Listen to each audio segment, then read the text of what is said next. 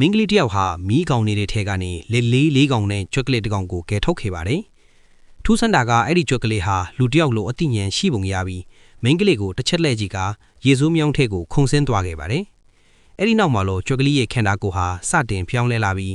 ခြေထောက်နှစ်ဖက်နဲ့မတ်တရက်နိုင်တဲ့ကြွက်လူသားတူဖြစ်လာခဲ့ပါတော့တယ်။သူဟာဖခင်တယောက်လိုပဲလက်လေးကောင်ကိုကျွေးမွေးပြုစုခဲ့ပါတယ်။လက်ကလေးတွေအရွယ်ရောက်လာတဲ့အခါလူလောကအပြင်ဘက်ကိုထွက်ကြည့်ခြင်းစိတ်တွေပြင်းပြလာကြတယ်။ကျွဲဖေဖေဟာအမိုက်တွေရှင်းရင်းနဲ့တိုင်းချမ်းတစ်ဆောင်ကိုရှားတွေ့တယ်ပြီးဒီရေစိုးမြောင်းထဲမှာသူတို့ကိုထာဝရပိတ်လောင်ထားလို့မရမှန်သိလာကြောင်းကိုခုခံကာကွယ်နိုင်အောင်တင် जा ပြီးဖို့ဆုံးဖြတ်လိုက်ပါတယ်။နင်းညမပြတ်လေ့ကျင့်ကြကနေနင်းကြားပညာရက်တွေကိုကျွမ်းကျင်တက်မြောက်သွားခဲ့ပါတယ်။အဲ့ဒီနောက်မှာတော့သူ့တက်သမျှပညာတွေကိုလိတ်လေးတွေကိုလက်ဆင့်ကမ်းတင် जा ပေးခဲ့ပါတယ်။လက်ကလေးတွေဟာလည်းပါရမီပါယုံတင်မကပဲတယောက်ချင်းအလိုက်လက်နက်တွေကိုရွေးချယ်ကင်ဆောင်ပြီးကျွဲဖေဖေရဲ့အတိမတ်ဖို့ကိုရယူနိုင်ခဲ့ကြတယ်။လီယိုနာလိုအဖျာရောင်မျက်မစွန်းနဲ့ကာတာနာဓာကိုကင်ဆောင်သူ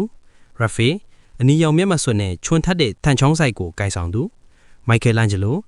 လိမ္မော်ရောင်မျက်မစွန်းနဲ့နန်ချက်ကူကိုကင်ဆောင်သူ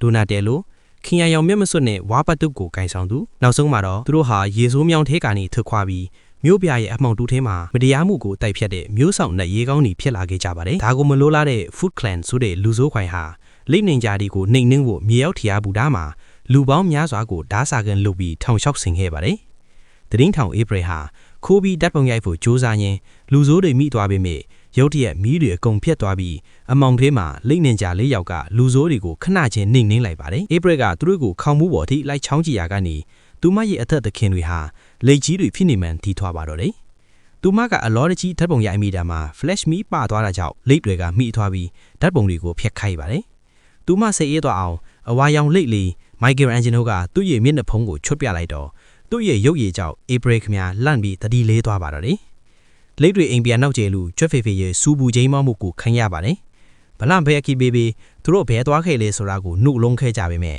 ကျွတ်ဖေဖေက cheese 69မျိုးပါတဲ့ပီဇာနဲ့မြားလိုက်တဲ့အခါမှာတော့အဝါရောင်လိတ်လေးကအကုန်ဖွင့်ပြလိုက်ပါတော့တယ်။သူတို့ကိုကယ်ထားဖို့တဲ့မင်းကလေးနဲ့တွေ့ခဲ့တဲ့မှန်ထိလိုက်တဲ့အခါ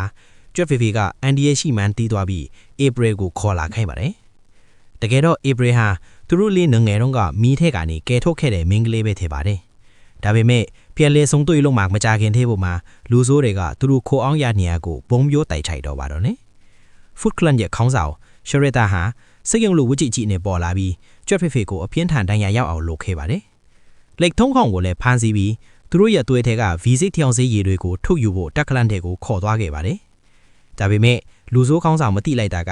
အဖျက်ဆီးတွေအောက်မှာပြိနေတဲ့အနီရောင်လိတ်လေး Raffin ဟာတီမသွားပဲအသက်ရှင်နေတာပဲဖြစ်ပါတယ်။